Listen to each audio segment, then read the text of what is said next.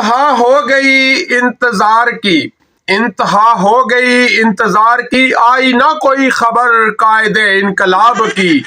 ये हमें है यकीन बीमार वो नहीं, फिर वजह क्या बनी मुल्तवी इनकलाब की।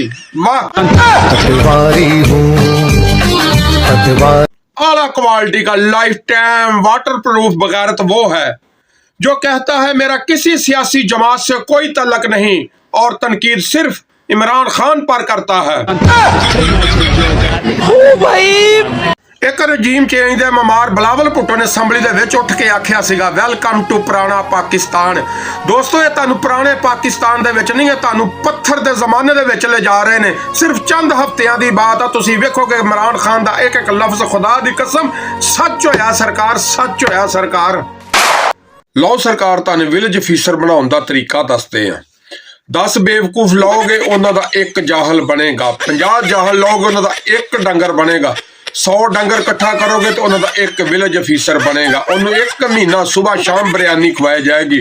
उस तो बाद बाजार दे विच लिया के खोते दे अगे खड़ा करके पूछा जाएगा ये कौन आ, वो कहेगा शेर। लो सरकार आ कमेंट आया वा भी चाचा चोर की शनाख्त कैसे करें।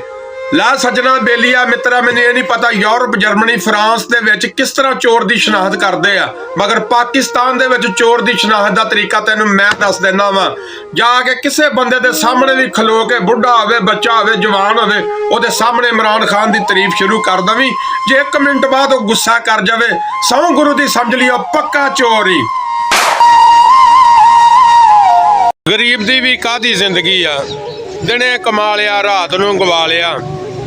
घ्यो लियांदा ते खंड मुक गई, खंड लियांदी ते पत्ती मुक गई, जे पत्ती आई है तो फिर घ्यो मुक गया।